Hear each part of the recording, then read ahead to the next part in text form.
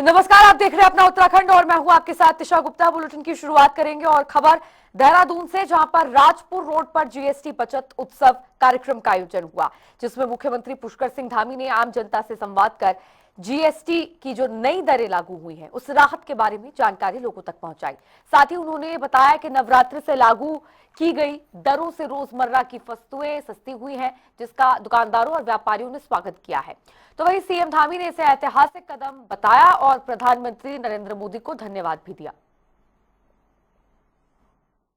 15 अगस्त को लाल किले से कहा था, उन्होंने देशवासियों के नाम अपने संबोधन में कहा था कि जल्दी ही जीएसटी में जो है ऐसा प्रावधान किया जाएगा कि देशवासियों को उसका लाभ होगा, आम नागरिकों को लाभ होगा, मध्यम वर्ग के लोगों को लाभ होगा और उच्च वर्ग के लोग भी उससे लाभान्वित होंगे। तो ये जो जीएसटी पर रिडक्शन है ये 22 सितंबर कल से लागू हो गया है, नवरात्र के पहले दिन से, और इसके कारण से सभी को बड़ा लाभ हो रहा है और जो आवश्यक वस्तुएं, उपयोग की वस्तुएं सभी अब सस्ती हो गई हैं और इससे बहुत बड़ी सेल भी होने वाली है। मैं बहुत सारे यहाँ पर स्टोर पर गया हूँ, दुकानों पर गया हूँ, तो मुझे उन्होंने सबने बताया है कि इसका बहुत बड़ा असर दिखाई दे रहा है। लोग मोदी जी का धन्यवाद कर रहे हैं क्योंकि व्यापारियों की भी मांग थी कि इस पर रिडक्शन हो। ऐतिहासिक और क्रांतिकारी निर्णय लिया गया है। ये लोगों की बचत का भी एक बहुत बड़ा माध्यम बनेगा और इससे जीएसटी भी बढ़ेगी और जीएसटी में भी संग्रहण अधिक होगा क्योंकि सेल अधिक होगी। साथ ही जीएसटी राज्य का भी जो है इसमें बढ़ेगा। हम आदरणीय प्रधानमंत्री जी का बहुत धन्यवाद करते हैं कि उन्होंने आम जनता और सामान्य जनता के हित में बहुत बड़ा क्रांतिकारी निर्णय लिया है। और वहीं आपको बता दें कि उत्तराखंड कैबिनेट की बैठक में मुख्यमंत्री पुष्कर सिंह धामी की अध्यक्षता में 6 अहम फैसले लिए गए हैं, जिसमें मंत्रिमंडल ने औषधीय पौधों पर अनुदान, कारागार विभाग में आउटसोर्सिंग, 2010 से पहले टीईटी पास न होने वाले अध्यापकों के लिए पुनर्विचार याचिका और अंतर्राज्यीय दिव्यांग विवाह पर अनुदान 25,000 से बढ़ाकर 50,000 रुपए करने का निर्णय किया है। तो वहीं मुख्यमंत्री के अपर सचिव बंशीधर तिवारी ने सभी निर्णयों की जानकारी साझा की। समाज कल्याण विभाग के अंतर्गत विभिन्न विवाह अनुदान योजनाएं यथा अनुसूचित जाति जनजाति की पुत्रियों की शादी व निराश्रित विधवाओं की पुत्रियों की शादी, प्रत्येकता विवाहित महिला व मानसिक रूप से विकृत व्यक्ति अथवा उसकी पत्नी की पुत्री के विवाह हेतु अनुदान, अंतर्जातीय विवाह पुरस्कार अनुदान योजना एवं दिव्यांग युवक युवती के विवाह करने पर विवाह प्रोत्साहन योजना है, जिसमें 50,000 रुपये दिए जाते हैं। इस शादी में जो भी है, जैसे अगर कोई दिव्यांग युवक युवती से करता है तो उसको छोड़कर अन्य विवाह अनुदान योजनाओं के अंतर्गत अनुदान सहायता राशि 50,000 निर्धारित है। जो दिव्यांग युवक युवती से कोई करता है तो उसके लिए धनराशि 25,000 निर्धारित है, उसको भी बाकी के समतुल्य बढ़ा के 50,000 कर दिया गया सभी के लिए, सभी के लिए है। और वहीं आपको बता दें कि बीजेपी प्रदेश अध्यक्ष महेंद्र भट्ट की नई कार्यकारिणी ने आज पदभार ग्रहण किया है। इस अवसर पर बीजेपी मुख्यालय में हवन पूजन का आयोजन भी हुआ, जिसमें प्रदेश अध्यक्ष ने बताया कि राष्ट्रीय महामंत्री संगठन कल बैठक में शामिल होंगे। साथ ही बैठक में संगठनात्मक विस्तार, बूथ प्रबंधन और साल 2027 के लक्ष्य पर चर्चा होगी। इस बार बड़ी टीम बूथ केंद्रित योजनाओं के साथ जुड़कर तीसरी बार प्रदेश में जीत सुनिश्चित करेगी। नवरात्रों का आज दूसरा दिन है और आज से ही हमारी नई टीम ने अपना कार्यभार ग्रहण किया है। हमारे राष्ट्रीय महामंत्री संगठन श्री BL संतोष जी आज यहाँ रात्रि तक पहुँचेंगे। कल लगातार बैठक का क्रम चलेगा, जहाँ संगठन के व्यापक स्वरूप को हमने मोर्चे प्रदेश के बनाए हैं। प्रदेश की मोर्चे की पूरी टीम बननी है, मोर्चों की जिले की टीम बननी है। तो संगठनात्मक विस्तार स्वरूप के दृष्टिकोण से कार्यशाला रहेगी। इसके साथ साथ बूथ प्रबंधन, हमारा जो पार्टी का नारा भी है, बूथ जीता चुनाव जीता, इस भाव के साथ बूथ के प्रबंधन को किस प्रकार से प्रभावी हम कर सकते हैं, इस दृष्टिकोण से भी कल की बैठक में चर्चा करेंगे।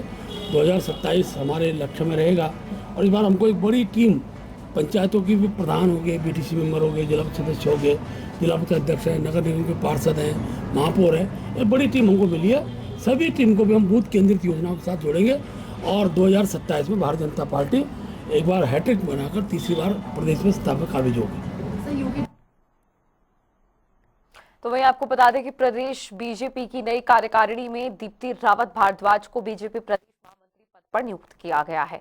इसी कड़ी में बीजेपी मुख्यालय पहुंचकर नवनियुक्त महामंत्री ने पदभार ग्रहण किया, जहां कार्यकर्ताओं ने उन्हें शुभकामनाएं दी। तो वहीं दीप्ति रावत ने कहा कि ये जिम्मेदारी उन्हें और महिलाओं को पार्टी से जोड़ने का अवसर देगी। उनका लक्ष्य साल 2027 में पार्टी की विजय सुनिश्चित करना है।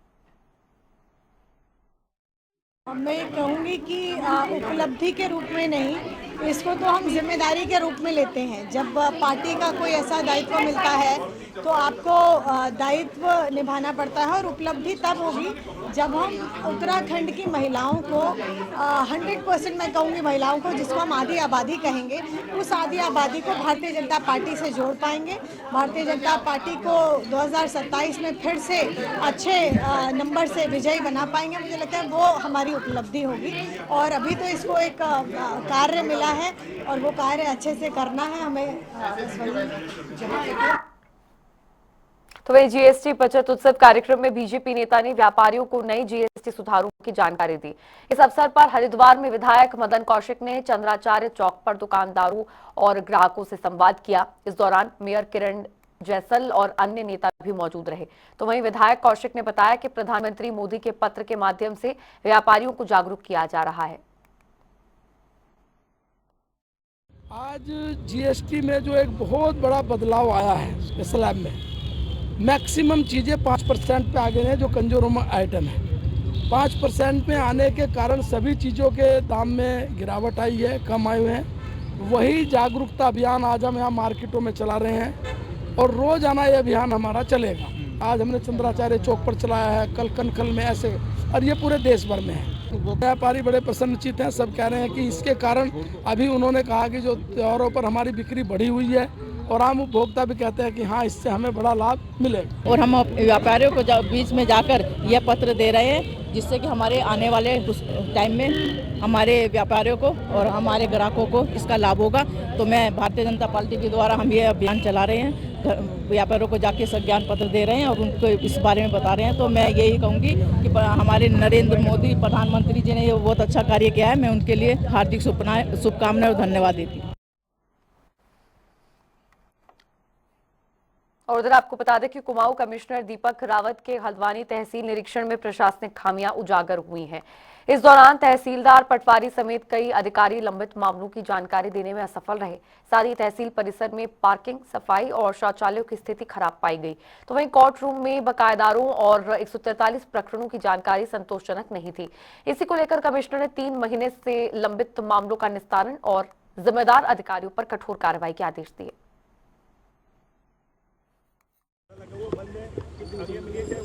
देखिए, जो इंस्पेक्शंस हैं 2 तरह के, एक तो औचक होते हैं जो कभी कभी हम करते रहते हैं, और कुछ ऐसे इंस्पेक्शंस होते हैं जो पहले से डिफाइंड हैं, जो रेवेन्यू मैनुअल के तहत हमें करने हैं। तो कमिश्नर को भी 3 साल में एक बार एक तहसील को देखना होता है। उस क्रम में ये इंस्पेक्शन आज मेरे द्वारा किया गया।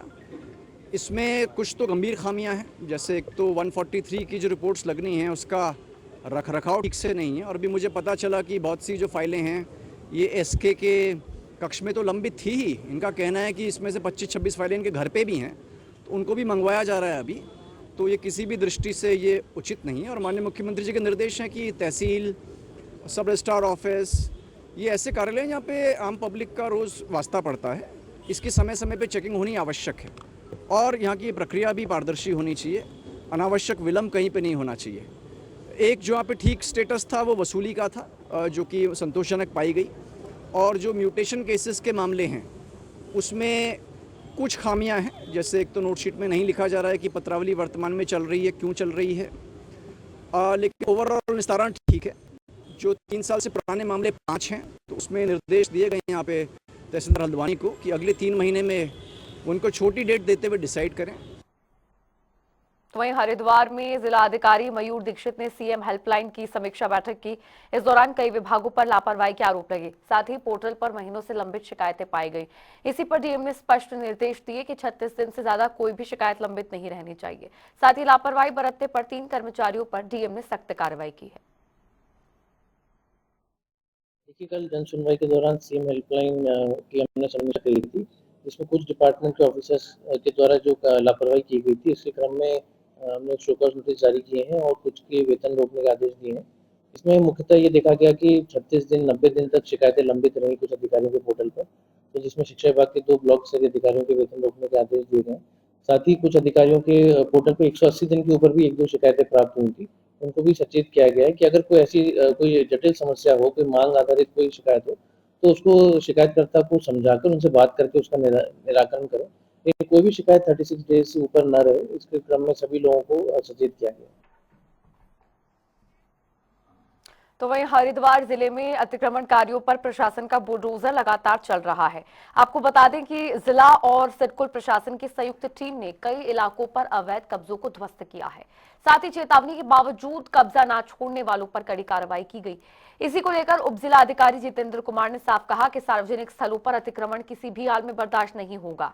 तो वहीं सिडकुल प्रबंधन ने भी चेताया कि आगे भी ऐसे अभियान चलेंगे और गैर कानूनी निर्माण ढहाए जाएंगे।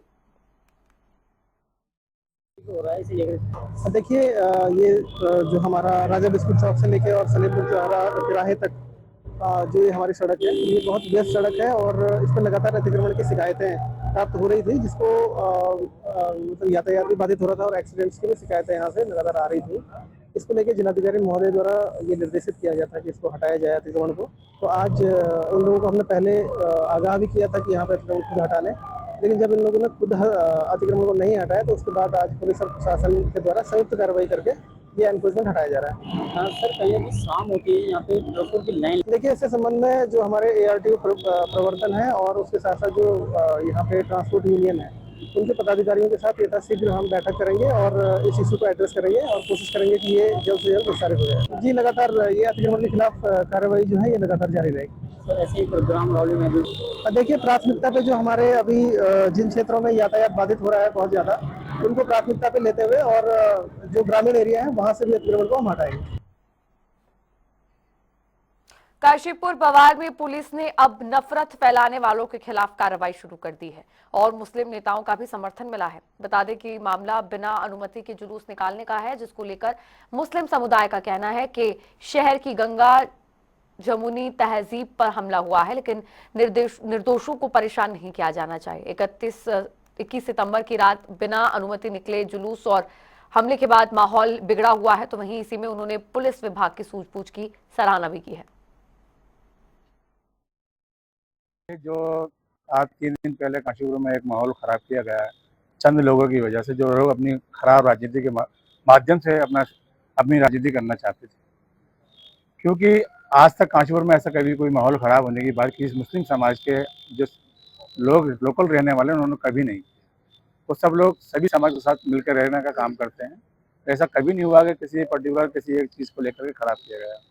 अभी 2 साल पहले एक हमारे नदीम अख्तर नाम का एक आदमी काशीपुर में आया और वो लगातार काशीपुर का माहौल ख़राब करता रहा। हमने इसका मैसेज पुलिस प्रशासन को भी दिया लगातार। कभी वो जुलूस में कभी कहीं कुछ ना कुछ खुराफात वो करता रहा। उसने आपने देखा होगा जुलूस के माध्यम से जितने भी वहाँ वीडियो आ रही हैं, शहर का कोई सम्मानित आदमी, कोई सभ्य समाज का सभ्य आदमी हो जुलूस के अंदर बिल्कुल नहीं है।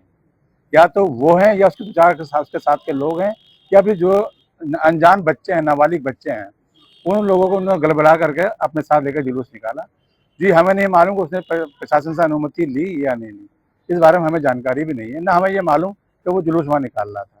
एक मुस्लिम प्रतिनिधिमंडल कप्तान साहब से यहाँ हम लोगों ने मुलाकात की। जो 2 दिन पहले ये कांड हुआ है, जिस तरह से उसके पूरे मुसलमान समाज ने घोर शब्दों में निंदा की है और कप्तान साहब से ये रिक्वेस्ट की है कि साहब हम किसी के पक्ष में आपसे कहने के लिए नहीं आए हैं, लेकिन हाँ इतनी गुजारिश आपसे करने के लिए आए हैं कि इसमें जो जायज़ लोग हैं उनको आप करिए और जो जिस तरह से नाजायज़ लोग हैं उन लोगों को आप जो है आइडेंटिफाई करके उनको चिन्हीकरण किया जाए। दूसरा, हमने कहा कि उस दिन जो है एक पंडाल भी लगा हुआ था, कुछ उम्रे के लिए हमारे अली खां में लोग आग जा रहे थे, तो बाहर से काफ़ी मेहमान लोग आए हुए थे, तो जिससे बाहर वालों को भी एक परेशानी हुई। उन लोगों को भी हमने कहा है कि उनका भी करें और हमने पुलिस प्रशासन की सराहनीय की है, हमने उन्हें सराहा है और हमने तो खुद अनिल जोशी जी के यहाँ थाने में जाकर उन्हें पूरे मुस्लिम समाज की तरफ से एक्सक्यूज किया है।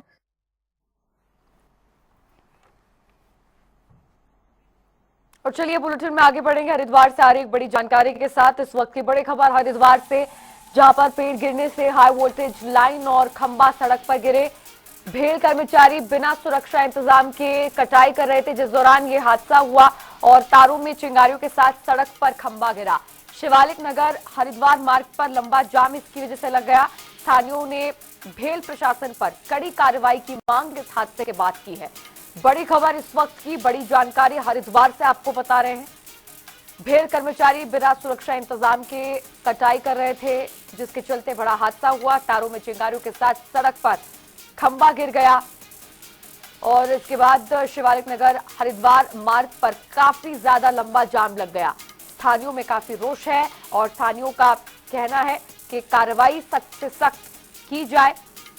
भेड़ कर्मचारी बिना सुरक्षा इंतजाम के चूंकि कटाई का काम कर रहे थे, जिसके चलते यह हादसा पेश आया। तारों में चिंगारियों के साथ ये खंबा सड़क पर आ गिरा।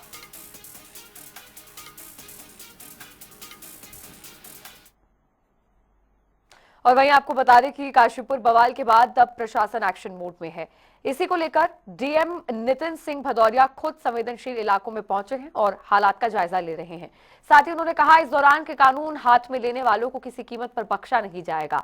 हिंसा भड़काने वालों पर सख्त कार्रवाई होगी। तो वहीं अवैध अतिक्रमण, बिजली चोरी और राशन कार्ड में गड़बड़ी करने वालों पर भी ताबड़तोड़ कार्रवाई शुरू कर दी गई है। बिजली और खाद्य विभाग भी सक्रिय है। प्रशासन का साफ संदेश है कि अवैध काम और नफरत फैलाने वालों पर लगातार कार्रवाई चलेगी। यहाँ पे जब हुई और उस घटना के बाद पुलिस प्रशासन पूरा सतर्कता से यहाँ काम कर रहा है। यहाँ पे पूरा सत्यापन की कार्रवाई भी कराई जा रही है। जो आप लोगों ने देखा है, वहाँ पे हम लोग गए थे मौके मुआयना करने के लिए।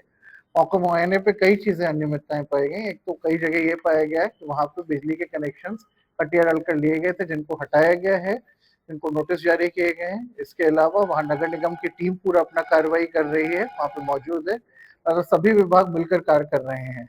तो अतिक्रमण हटाने की कार्रवाई पूरी जो कराई जा रही है, वो पूरी इस हिसाब से कराई जा रही है कि वहाँ पे लोगों के लिए सुविधा हो, ठीक है। और वहाँ पे जो हमारी जो चिन्हीकरण में हमारी रोड लेंथ पे है, उतने रोड लेंथ वहाँ पे मौजूद हो।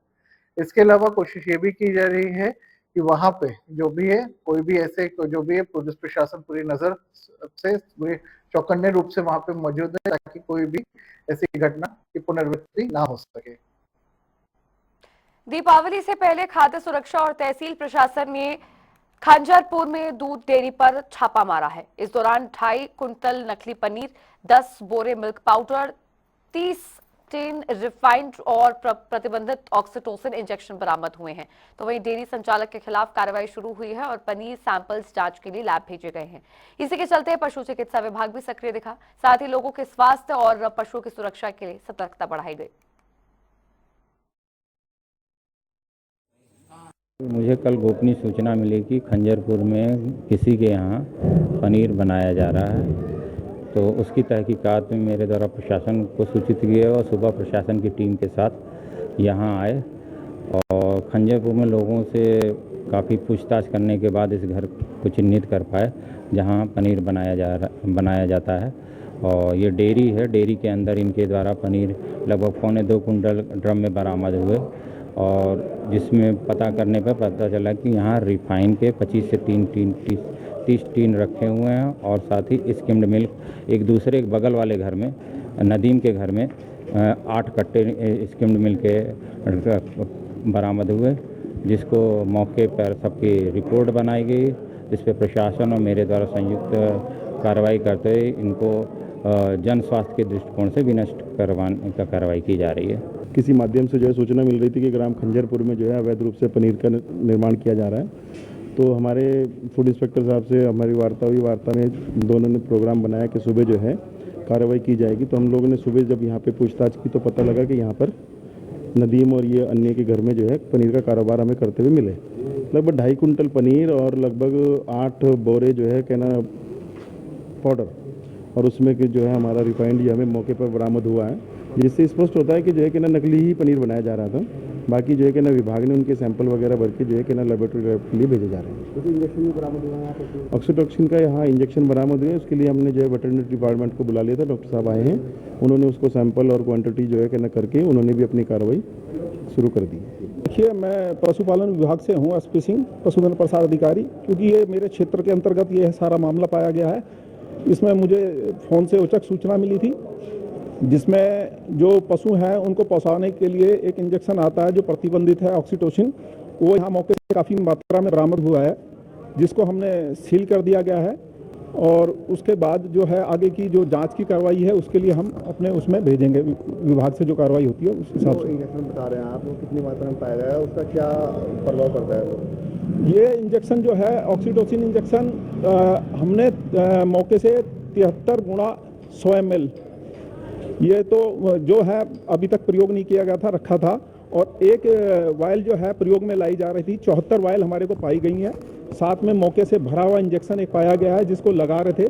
इवन जब यहाँ पे तहसीलदार महोदय हमारे उपस्थित हो गए थे, उसके बावजूद भी यहाँ पे भैंस को दूध निकालने के लिए उनके सामने भी यहाँ पे लगाया गया था, जो पूर्णतः प्रतिबंधित है। क्या कार्रवाई की जा रही है? विभाग जो है इसमें ये सारी चीज़ें हम यहाँ से अपने विभाग को हम सूचना देंगे।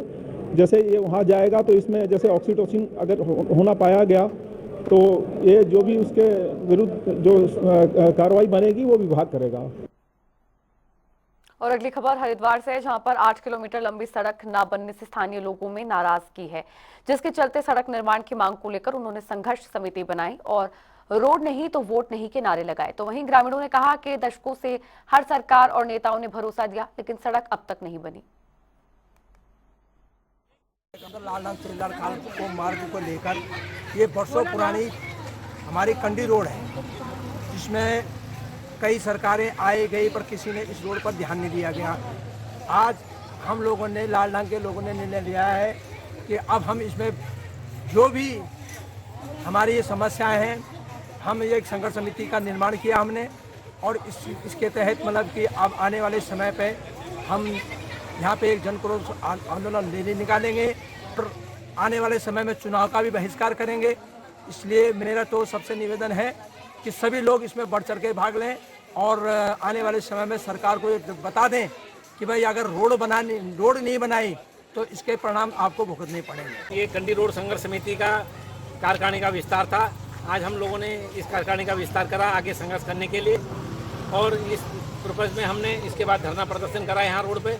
और आगे आने वाले टाइम पे हम सैनिक प्रकोष्ठ के नेतृत्व में एक रैली का आयोजन हमारा बृहस्पतिवार को, इसमें सभी लोग क्षेत्र के लोग बढ़ चढ़ कर भागीदारी करेंगे।